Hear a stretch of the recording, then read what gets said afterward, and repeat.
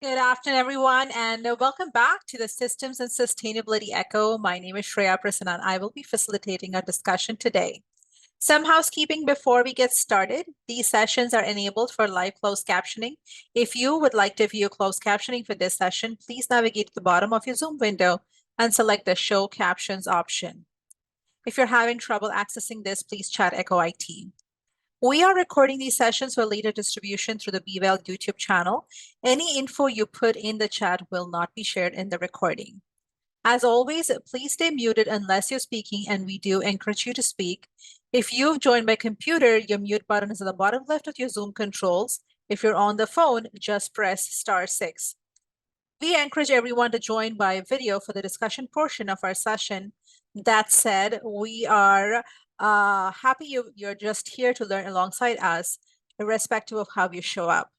And please share your perspectives in our discussions today. Because there are a lot of us here, we ask that you keep your comments brief to allow space for others to speak up. You can also use the chat feature to raise questions and comments. Please note that no protected health information is allowed in either the chat or the discussions, and that includes sharing names, exact dates, relationships, or medical information in a way where someone could identify the person. To help us with attendance, please enter your name, affiliation, and email into the chat.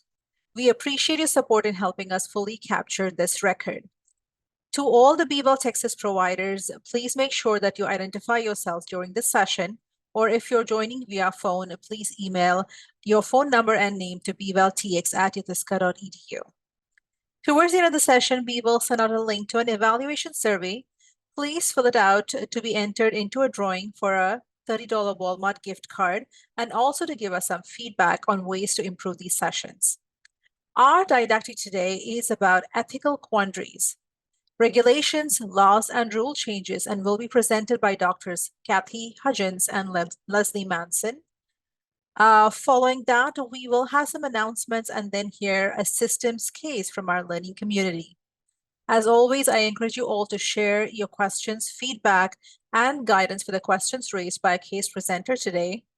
Remember, we're all teachers and all learners in this space. And with that, we will do some introductions. Cathy.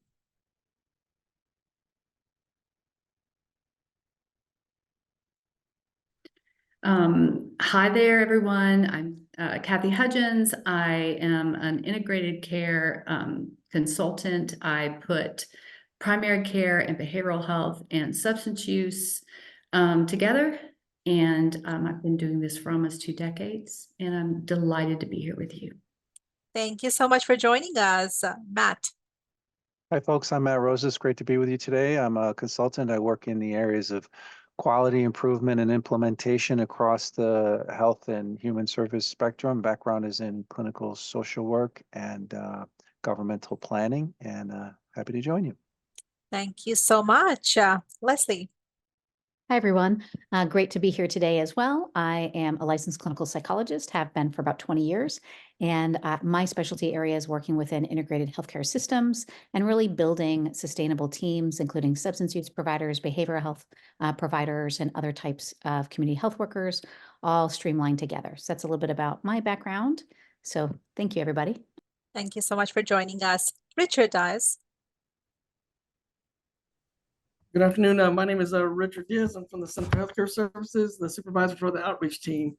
Been with the center for 7 years, and grown a lot since I've been here. So I'm really happy to be here to meet with you guys, and look forward for today's meeting. Thank you. Thank you so much for joining us. Andrea Hebler. Hello, everyone. My name is Andrea Hebler, and I'm one of the program coordinators for CSTAP. Welcome, everybody. Thank you. And with that, we will get started with our didactics. Cathy, you can take it away whenever you're ready.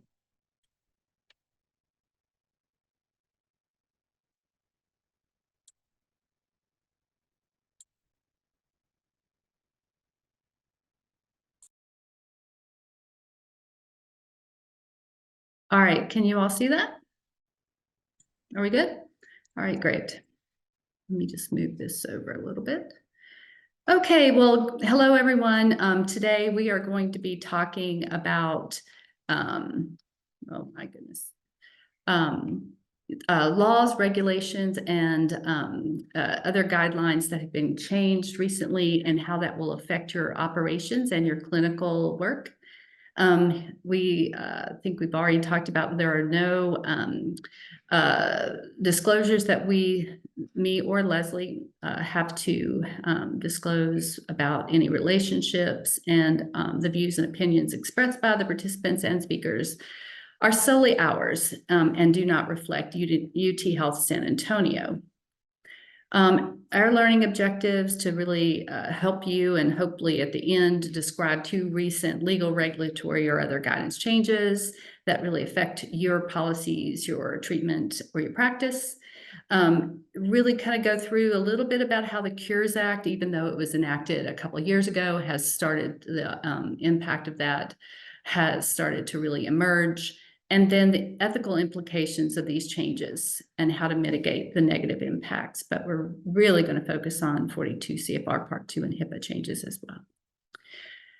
Okay, this is our disclaimer. The information that we're providing or any of the opinions that we have or our interpretation should not be used as in place of legal counsel or other guidance, especially from your own organizations, and definitely in place of anything from your grantor or your state funders.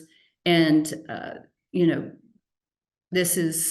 we are not associated with any other affiliation that we may be referencing. Okay. So just to quickly get started, Lesley, we reordered these. Let me go back a little bit. Do you want to start and then I'll pick it up? Sure. I actually just want to set the stage a little bit and hear about everyone who's here already in the audience.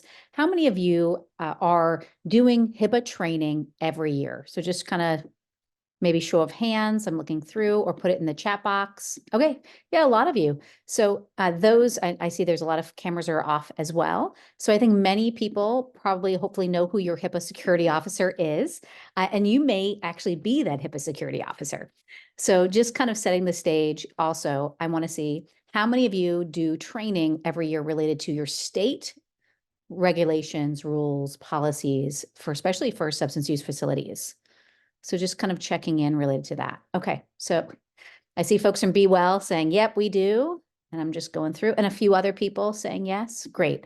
So some of this that you might hear today might be something that is just kind of old hat for you all. It's things that you already know. And some of this is going to be a review of some of the new policies and changes that are happening and that have happened, and some maybe some discussions related to upcoming. We also want to go ahead and maybe give you a few different types of cases here and there, just depending on how much time we also have. Okay, so it's always really important just to recognize we all need to set the stage. We have HIPAA requirements. We also have 42 CFR Part 2 requirements.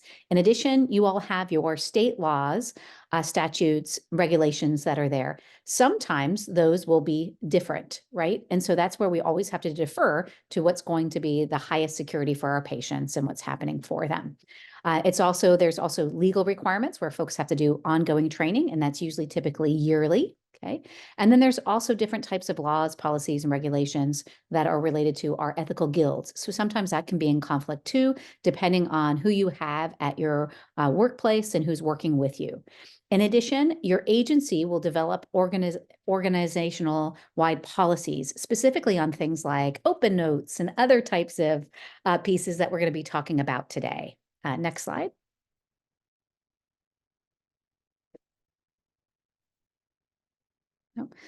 So today we're going to be going over all these pieces. And I just saw someone just posted they train at 8 hours of ethics and 4 hours of nonviolent crisis intervention as well. So I think that's awesome. You're going to have lots of ways that your specific worksite are going to have requirements that are going to help you to be able to navigate some of these policies and regulations as you move forward. Now, there's lots of federal and state changes that have come up, and I know, Cathy, you might speak to some of these as well, but there's changes related to naloxone. We've also looked at different types of fentanyl awareness curriculum, especially in Texas, that you'll see, okay? And so it's really important that you're aware of some of these new pieces. I do want to put a shout out, and Cathy may want to actually do it related to MFTs. That we are in 2024, which means that there's workforce expansion related to specifically MFTs and LPCs and peer support specialists. So Cathy, do you want to make a comment? Yes, and so just we tried to just check off some of the most significant changes that may or may not have changed some of your operations or clinical work. But you know, we're going to focus more on the Cures Act and changes to 42 CFR Part 2. The other changes, if you're interested in hearing more about those, go ahead and put that in the chat box, or as we go along, you'll get these slides. And you can always submit the request for more information, because I feel like there are clusters of things going on in your state that we could possibly find speakers to really walk you through, especially things like fentanyl test strip possession laws, because Texas is one of only a few states that still make it illegal to for anyone to possess those. So if they get, you know, they can be put in jail if they find those on you. But not in your health center, obviously. But anyway, so things like that. So just wanted to say that, you know, as we go along, we're really going to focus on those last two. I want to go ahead and put next slide. So, Go, Cathy. Lesley, if you'll take this one, I'll go to the next. So just reminding everybody about the differences. Sometimes we kind of put them together, but they're actually specifically distinct, and important to recognize that you have your HIPAA that's going to apply to covered entities. Okay. And that's also going to apply to your business associates. So you're probably going to have some sort of a very specific business associate agreements with other entities around you. Okay. But now there are going to be limitations on that. And we're actually going to bring that up today. It does protect privacy and security of the information. It also provides and permits for disclosures without the patient consent for treatment, payment, general operations, and other healthcare purposes. Okay. Now, 42 CFR, go ahead. Oh, now 42 CFR Part 2, okay, is very specific to substance use, okay? So it's related to patient records, and these are from federally assisted Part 2 programs, okay, which I would imagine most of you are, fall into that, okay? And this protects and provides an additional level of privacy and security related to the records, okay?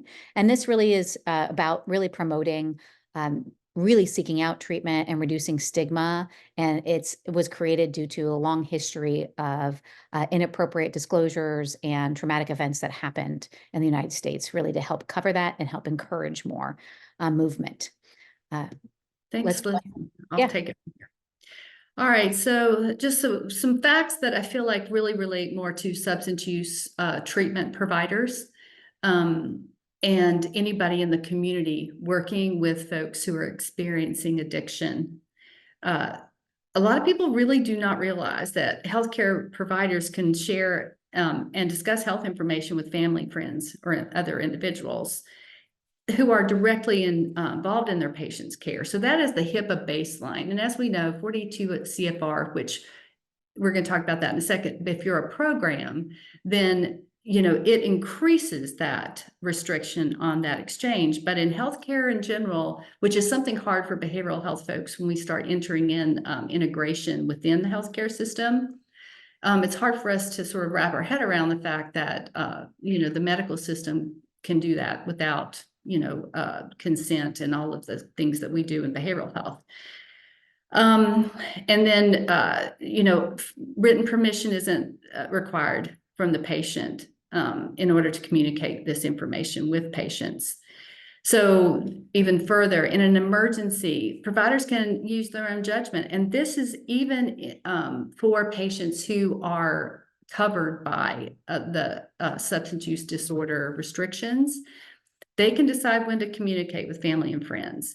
And they can, so this means if somebody is overdosing, in a facility, if they come in incapacitated or unable to consent, the providers are able to decide.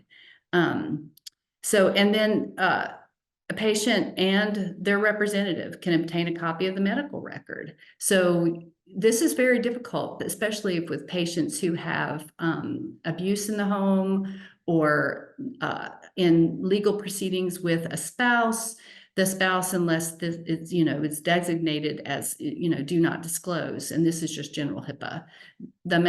Those medical records can be obtained, and and also people can call in and say, change information on a patient a record. They can, like demographics or phone numbers. And so just being very clear on what can happen in a medical setting with your patients. And this is important because we want to encourage family engagement, because we know that the research it's changed drastically in the last decade. But we know that as much as we can engage family and partners and other social supports into folks' treatment, especially for substance use disorder, the outcomes are much better if it's appropriate. So if there's no domestic violence, if the patient is willing and to have that partner or family member educated on their, whatever substance use disorder that they're experiencing, like opioids, or if it's methadone treatment even, so what kind of treatment, if it's Suboxone. So a lot of patient education for families helps that outcome, but that requires the disclosure that the patient is in treatment. So 42 CFR Part 2. These are things that if you don't know this information, this might be a little bit arresting, because I know some of the groups in this that have joined our community here at the ECHO are new in treatment for SUDs. They're new nonprofits or organizations trying to help other SUD programs. So it's very important to understand what this additional restriction is. So are you a 42 CFR Part 2 program? If you are, then you are held under this additional restriction. Question, are you a program? If you're an individual or entity that holds yourself out as providing and does provide SUD treatment, diagnosis, and referral. If that is your main service line, if you're saying this is what we do, you are a program. If you have staff in your medical facility or in your facility organization that their primary function is to provide SUD services and who are identified as the SUD provider, this could be even if it's in a medical setting and you have a medication-assisted treatment provider who is the prescriber, that prescriber or that person and all the information of the patients that they treat are considered a program. Now, that doesn't mean the entire medical center is a program, but if it's a standalone, like a vertical model for substance use treatment, they are covered. And then, if you're federally assisted, and this could be with the exception of the VA, but if, say, for instance, you are an FQHC, a federally qualified healthcare center, or a nonprofit that receives funding, you're, in addition to the other two criteria, you're considered a program. So there have been changes to 42 CFR Part 2. The original was actually predates HIPAA. So the original policy predated HIPAA, so it was older, and it was created to protect employees from being for their employer to access substance use treatment information. It also was created to reduce the discrimination of healthcare providers in relationship to their patients who were receiving substance use treatment, because there was a lot of stigma even in the medical community. one thing, and it was an old one, is it was very restrictive, and it's been something that has been really difficult for those of us who work in integration to further the collaboration between healthcare and substance use treatment providers, and between substance use treatment providers and mental health providers. And we're going to hear a little bit about that from our case, I believe. But the CARES Act in 2020, which was the pandemic sort of policy change that helped release information more quickly because of the need for treating COVID, and also to increase coordination of care when folks had to be transferred between facilities or test results had to go to the health department. So the CARES Act required that 42 CFR Part 2 realign with HIPAA rules, which reduce those restrictions. And we're going to go over those just briefly. But it reduced the use and disclosure of PHI, that some of the safeguards in that one, the patient's rights, but it also increased the penalties for violations, which was really good, which really needed to happen. Because HIPAA's violation penalties are higher than for 42 CFR Part 2, which has always been a mystery. And then we're going to talk about some proposed changes that have been released in the final ruling this year. And that is actually hopefully going in 2024 to be finalized. But the key changes in that 2020 ruling in response to the CARES Act, there were to me, some of them were concerning in the mental health and substance use treatment community. But if any information, this is new, that is conveyed to a non-Part 2 provider, so a medical facility that is not covered under 42 CFR Part 2, they're just HIPAA. If any of information orally or even in written form that is written down with a patient consent can be disclosed, which means that the medical record in that facility, anything they received about a patient under 42 CFR Part 2 was not covered after it was exchanged. Now that was difficult. So if, say for instance, a medical substance use treatment facility is calling the medical facility and saying, we need to get this patient in. They are getting treatment in our residential, but they have COVID. We just wanted to let you know that they will need to extend their Suboxone during that stay. That information orally can go into the medical record, and then it's no longer covered. So that could be re-released. And then, even though they should be segmented, they don't have to be segmented in the record. It used to be also that for every release, the consent required that you name the entity or the person in the entity. So it had to be the practicing provider or the person who is receiving the information that will be then extending the care. Now you don't have to identify who that recipient is. So you can do it as a blanket to the entity. And it doesn't have to be even a medical facility anymore. It can be like the housing authority. This is the example, which is great because it used to be so specific that if maybe the provider changed, we'd have to have a fresh release from the patient to then communicate with that provider. It was very cumbersome. We also have now the patient consent to the entity. It did not include all of the different payment and healthcare operations like HIPAA allows. So when they gave the consent, they would allow you to do it. There are 18 different activities now that is a blanket consent. And that includes care coordination and case management, which was not included. It had to be very specific each time to whatever that function was. And it also allows Part 2 programs to enroll in the PDM-PM. And I don't know what you all call yours. Virginia calls them PMPMs, but whatever your drug monitoring program is. The proposed changes are actually even more less restrictive in some way and more in others. So the proposed changes that should be finalized by March, I believe, actually allow a single prior consent, not a fresh release every time, for a patient for all future uses. So if they say you can talk to this medical facility, that is for all future, unless they identify an end date. So the consent forms need to be much more detailed. It does permit redisclosure by the, as permitted by the HIPAA privacy rule, unless otherwise identified.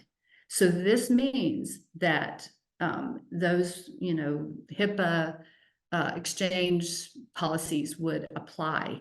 Now, it does, however, require that each disclosure must be accompanied by a non-disclosure notice. So if the patient says, do not redisclose this information to anyone, that should be added to the consent. Before, it was just, you do not redisclose, just do not do that. But the patient can identify whether or not they want that to happen. And let's see, and so also prohibits the use of disclosure in civil, criminal, administrative proceedings. As soon as they were released, that actually by court order was allowed. And then also patients do have new rights to get an accounting of disclosures, and they also have the right to request restrictions on disclosures. And that's what I was saying earlier. All right, so Lesley, your time to shine. So we wanted to just kind of briefly review some of the pieces related to Cures Act, open notes, etc. So as you hopefully have already been, have some training on this, Cures Act really aims at improving communication in healthcare by promoting things like interoperability, data exchange. And so it really helps for patients to have access to their healthcare data. There's also very specific pieces related to health IT certification and ensuring your systems are up to date. So these things are really important to know. And in specific, it also provides information about what we call information blocking, okay? And really being able to ensure that you are within the rules and laws related to any blocking that you may do, okay? So just wanting to make sure that you all have information related to the Cures Act and that you're specifically obtaining training related to that to your site. And moving forward with the open notes, okay, this is an initiative that really promotes really transparent communication between patients and their healthcare providers. And ultimately, it allows the patients to have access to their medical notes electronically. Right. So this will give them a secure access so that they can see what has been written about them, what happened in the visit, and ultimately be able to better understand their own healthcare and be able to better improve and self-manage their healthcare. Okay. Now, there's a lot of research behind open notes, and they've really come out with the federal government and said, hey, we know that it provides better satisfaction, improved adherence to treatment plans, better understanding of healthcare conditions. And so that's why they are pressing open notes and the Cures Act. So just thinking about them both. It's really important. Open notes and how you all do open notes is something that your organization will need to actually go over the rules and regulation and what you all are going to be doing. It's also important to know, okay, if patients are going to have this enhanced access that perhaps previously, years prior, they did not have, how does this affect and change me, a provider, and my healthcare team? It's really important to recognize, hey, I need to start documenting perhaps in different ways, making sure the information I am putting down into the medical record maybe is a way that other folks can understand it. So more plain language. Maybe I'm going to be using very specific terms, and I will ensure that I'm going to be reviewing things for non-judgmental language as well. So these things are really important. Next slide. Some of these pieces, obviously, you can understand that the whole piece of this is we want to reduce stigma and bias, okay? And that's really important. If you've never gone through and reviewed your notes in that type of a way, looking for judgmental language and non-judgmental language, looking to see if sometimes we write things that may come out as stigma, this is a really important time to kind of consider that quality improvement process. Okay, we want to make sure our language is sensitive to patients' perspective. Okay. And we want to make sure that we're not inadvertently causing any harm. Okay. So this is really important to how and why open notes has really become a force within the US. And there are lots of great trainings related to this. We do have a couple slides on some of the language, so we'll share it today. But I do think it's important where this in itself could be an entire training. Okay, next slide. So this slide really kind of gives you an example of some of the language that sometimes we might use and some alternative suggestions. Okay, I'll give a funny anecdote that in one of my clinics years ago, someone was very, very angry, and I was a site administrator at that time because their note had the words FU SOB in it. Now you all can probably gather there's could be definitions of what FU means. I won't say that. And there's definitions of what SOB could mean, right? And so they thought it was negative language, and really it was follow up, shortness of breath. And that's what they were trying to convey. But it's really important to recognize. Okay, so we just gave you a quick chart. I know we want to close up here because we're out of time already. But it is important for you all to just consider those pieces. Cathy, you want to make a note? I do want to ask though, a lot of this is medical. I would love for someone to either put it in the chat box or open your mic. What kind of language are you changing to help reduce stigma? Because, you know, we're talking about information now that will be exchanged and also that the patient will see, which could actually deter the patient from the engagement. But what language are you changing? What words? I know in our echo here, we have an agreement on some language that we will, you know, will use, and we prefer terms that are respectful. But we really want to focus not on just our values, but the patient's. Anybody want to? So Lindsay, what language are you changing? You know, I don't actually am not going to change any language. So when I do notes, I do them with the person that I'm seeing, and I literally put their own words in the note because then they know what's in it, I know what's in it, and there's no question. That's collaborative documentation, which Yep, is love it. absolutely ideal. Yep. It's a great one. Anybody else?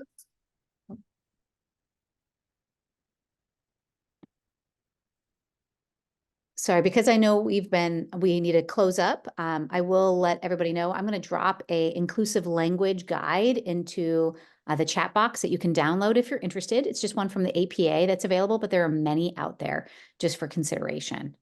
So I'll end here. And for the sake of time, we're just, you know, we'll discuss a little bit after we have time. But here's some references and resources, and then Lesley will be sending some more. And also just want to say here in the chat, because I'm sure that Cathy and Lesley are not seeing this, people have been dropping, you know, other options, like some people say from clean to dirty, from instead of relapse prevention, from harm reduction, or instead of relapse to use return to use, things like that. Just wanted to point that out. Gender neutral language, I'm looking at it now. Yeah, thank Instead you. of relapse, you setback. Someone is suggesting the word setback instead of relapse.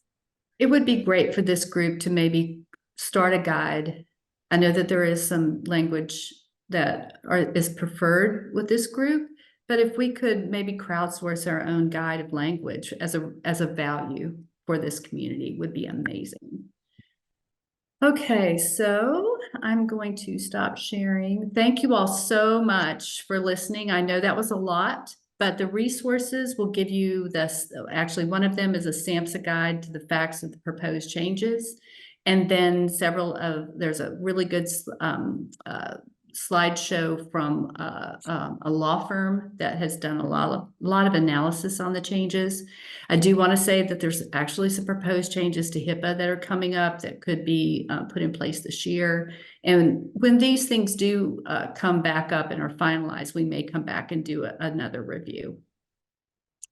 Thank you so much, Cathy and Lesley. This was a wonderful presentation. Please keep putting your comments and all the language you've been trying to change in the chat. The chat is blowing up. Please keep that discussion going. We will, though, have to move on to the next part of a session just in the interest of time.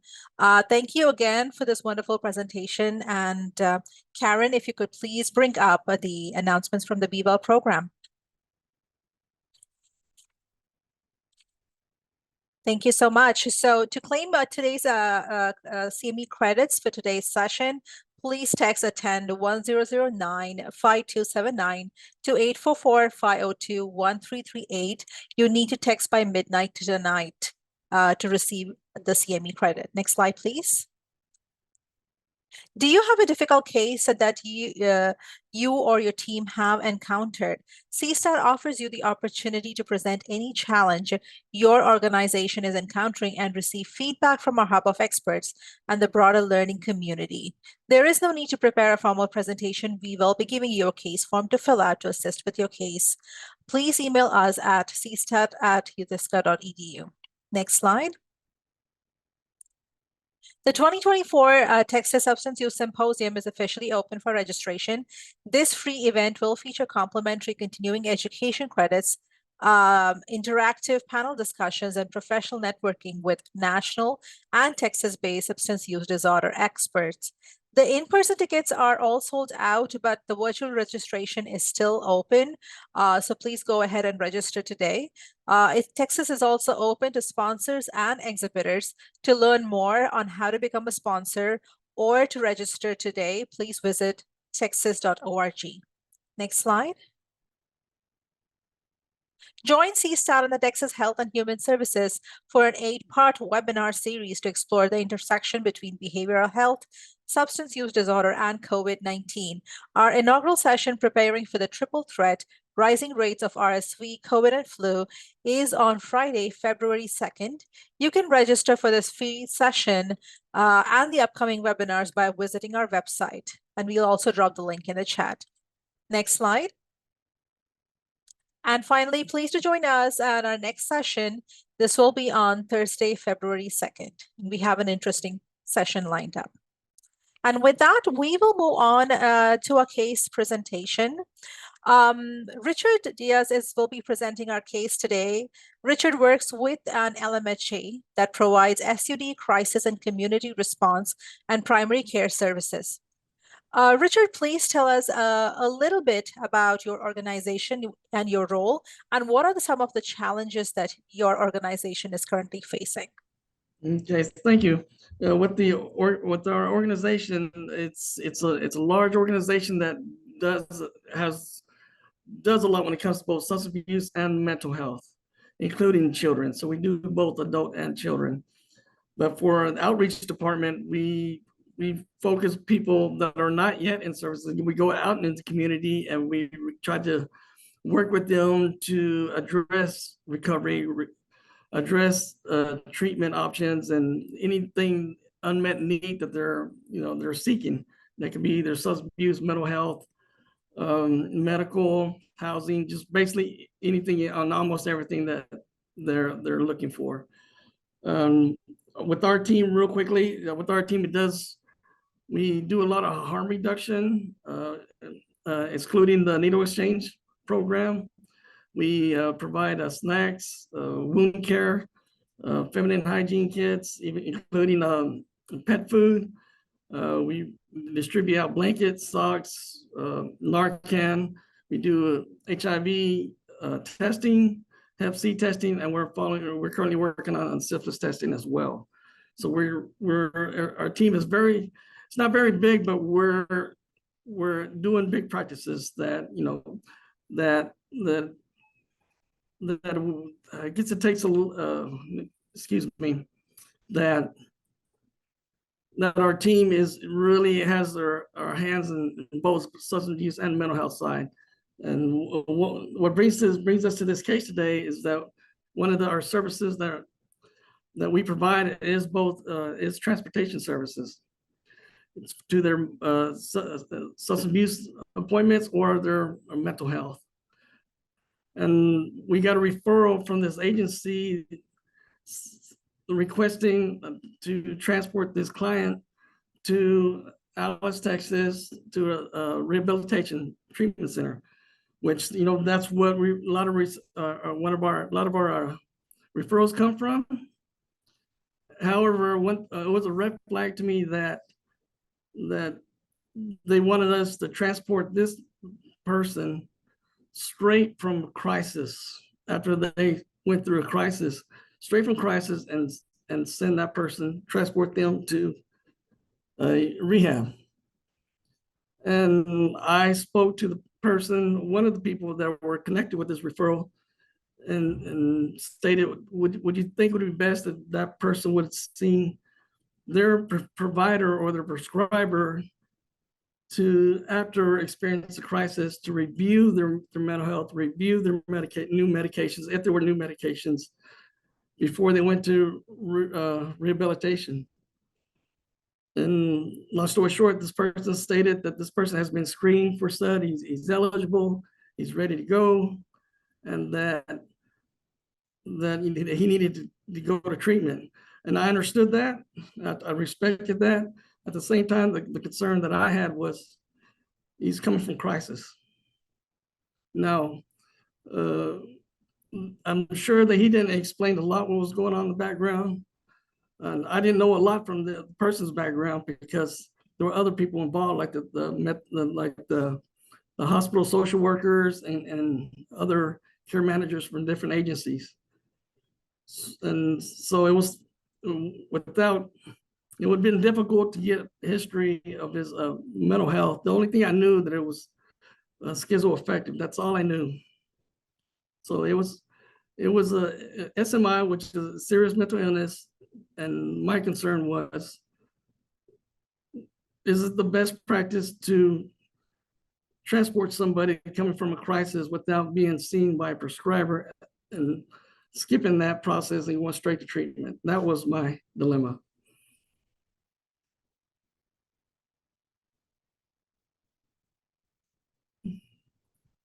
Thank you so much, Richard. I'm going to open up the floor for any questions or comments from our learning community.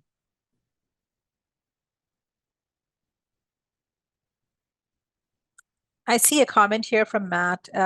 Use your legal counsel. Did you want to expand on that? Actually, Matt? I'm sorry, that was a premature. I accidentally sent that message. I was Okay. working on some summary materials that I was maybe going to send later. So disregard that one, out of sync with the conversation. Okay. Richard, I do have a question, a clarifying question that might help the community. The receiving facility, their criteria for admission, and then the discharge criteria from the crisis center.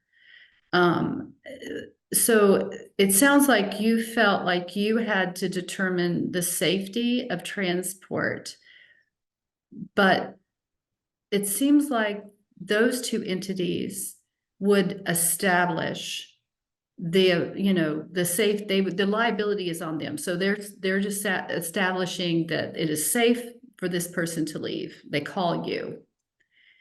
And is the receiving, treatment center, they meet the criteria for their health care, whatever, their health, they are medically cleared or whatever their criteria is. So, tell us a little bit more about your responsibility to determine the safety, and are there no requirements in your organization that would put parameters around that? Okay. The two agencies was one of them was the OSAR and the other one was the hospital. And so, when we provide transportation, we want to do the safety for both, for both parties, our team as well as the clients. And it's first and foremost is with the clients and as well as our team. And without getting so much into everybody's mental health diagnosis or their substance abuse, we do receive the referrals through, that everybody is, making the best judgment so that we can do the transport. But I've been with the center for 7 years, and I've went through some transitions. And one of the things that we've done was, if somebody experienced a crisis, they have to be seen within 7 days or sooner to their prescriber or to the provider to review what brought on the crisis, what medications were changed, because if not, that client could possibly be taking medications that he or she might not be knowing not to take, and the ones that they should take. And before you know it,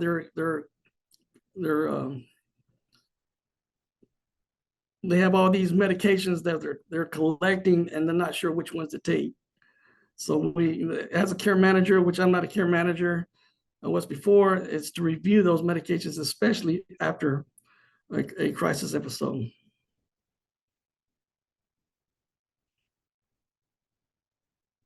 So a concern then, Richard, related to the safety of staff, also the person you're transporting, how to ensure that there's an adequate assessment related to those safety needs. And there are circumstances where you may have concerns where other folks might be saying, yes, you're good to go with transport, but your system or your team might be saying, we're not sure. Is that a scenario that you're encountering? Yes, that we're encountering is not sure. It was more it was more for the client, where's, if we can have a follow-up with that client's provider, mental health provider or psychiatrist, and before going to treatment. I understand that everybody's already made their assessment, and I understand that it'd be safe to be transported. But however, they're taking medications directly from the crisis straight to a treatment center, which they only focus on SUD. And they don't, and most treatment facilities don't have a mental health provider or an LPC that would to help facilitate that. Looks like Lindsay has her hand up. Yeah, I was just curious. What is your actual job title? My job title is I'm an outreach supervisor. And the person transporting them, what was their job title? We have a team, and they're community health workers. I think that has to do. I think that comes into play too, right? Like about who. I don't make certain judgments. That's not my area of expertise at all. So I think that can play into a lot of that type of those questions. Yes, with the community health workers, they're exposed to both SUD and mental health, but their credentials and their focus is not as extensive as being a care manager or beyond that. Sandra has a question in the chat box. The risks are for both the driver, companion, and the patient. Was the patient requesting to go to the center? For them to do a referral, and I would assume that they're in agreement with being transported. And maybe in my part, I don't think I was overstepping boundaries. My part, I would like to see it as advocating for the client, just to make sure that their mental health was established, and then go to treatment. I mean, because I have no disagreement not going to treatment, because the question is which comes first? Which one do you treat, either substance abuse or mental health? And the most common answer is treat them the same and treat them at the same time. But at the same time, that means the mental health provider, then substance abuse, maybe it could be outpatient, inpatient, COPS D. It could be it could be a wide variety of arenas when it comes to substance use. I think your point you're raising right now, Rich, is an important one. We were chatting about this earlier. Does the system promote an integrated co-occurring care provision? What you're trying to do, you're trying to lean toward a more integrated model, and what you have is more of a sequential model where we do one and then we do the other. So sort of thinking about the broader system structure, does it support that integrated care where people are receiving the services for both of those needs simultaneously. And in some ways, as you describe it, it's not doing that. It's not built to do that. And that's part of your challenge. How does that strike you as an idea? Does that make sense to you? I understand what you're saying. It's when you're saying sequential, it just it's day to day. So what that means is your mental health could be good one day, Mhm. but with substance abuse, that's always tough. That just makes mental health. It just makes mental health. It just increases their mental health. Depression, anxiety, psychosis. And sometimes even with mental health, it's you can't tell without screening them or assessing them which one's which, especially when they're experiencing psychosis and somebody's experienced been on methamphetamines for 3 days and they've been up for 3 days. It's hard to tell because they're both experiencing either delusions or hearing voices. Who coordinated the admission between the mental health crisis center and the substance use disorder? Well, we received a referral from one of the hospitals. And did they communicate with each other about the admission? I know that they communicated with the OSAR representative.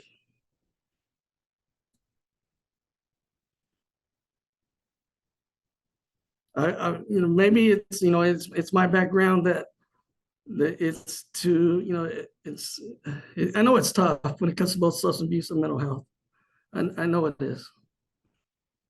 So I guess it's just when Matt said sequential or the integrated treatment program, I'm totally in support of that, and it's needed. It was just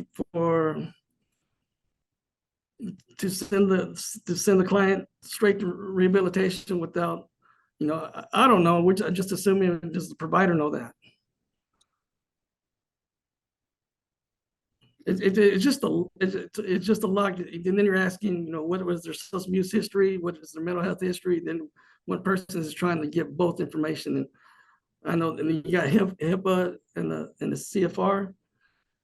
It's a lot trying to communicate with people that you never seen or just speaking over the phone or through email. And especially email, we got to be careful what information is put out there. Yeah, Richard, I think you're right to draw the connection between our didactic conversation and this conversation in terms of the information sharing across these systems. What is promoting and enhancing it, and what is limiting it, and how do those rules and regulations make it easier or make it more challenging to have that communication? Mm-hmm.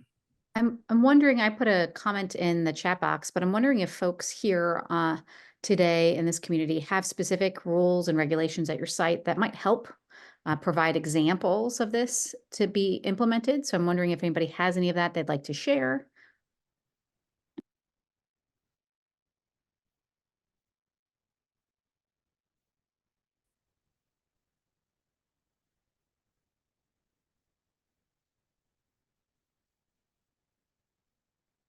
I do want to say that Richard, the regulations allow for that exchange of information under the new regulations, especially with the QSOA, the Quality Service Organization Agreements, but facilities and entities can actually increase, and they don't have to go by what is allowed. Just because you can doesn't mean they do.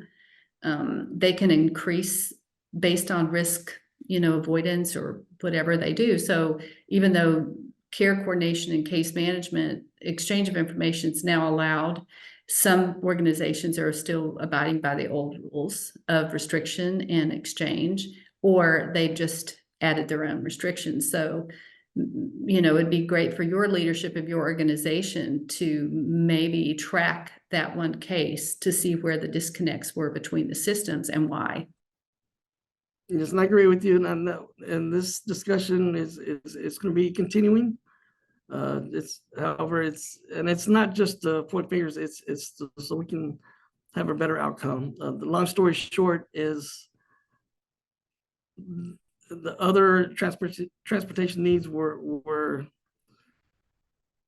were followed, and that was not my intent. My intent was just to ask questions, just to make sure everything was, everything was like followed through as far as addressing the clients, both the clients' mental health and substance abuse needs. And so we didn't provide that transportation services. It was cut very quickly, but that was not my intent about that, for that to happen. Thank you so much, Richard. And this has been a wonderful conversation. Matt, in the interest of time, if you could please summarize some of the key points that have come up in discussion today. There you go. You're muted. That's the summary I was starting to write in. I thought we might run out of time, so I thought I'd pop it in the chat. But take a look at it as it sits here. We had a really helpful didactic presentation from Cathy and Lesley, and really encouraging you all to be focused on addressing these issues through legal counsel, of course. How are you doing in terms of training and knowledge and awareness related to HIPAA, 42 CFR, Cures Act, open notes? What are you doing related to stigma and bias in terms of language, using some of these resources that were shared with you to effectively update your language? That's a challenging thing, but language is always on the move. And how do we continue to evolve our thinking through shifts and changing in our language? And I think, dovetailed nicely with some of the things that Richard was talking about in terms of those challenges, privacy challenges, information sharing across systems, so interorganizational work to try to provide a more integrated environment with some structures that might not be supportive of a more integrated environment. And are there systems changes?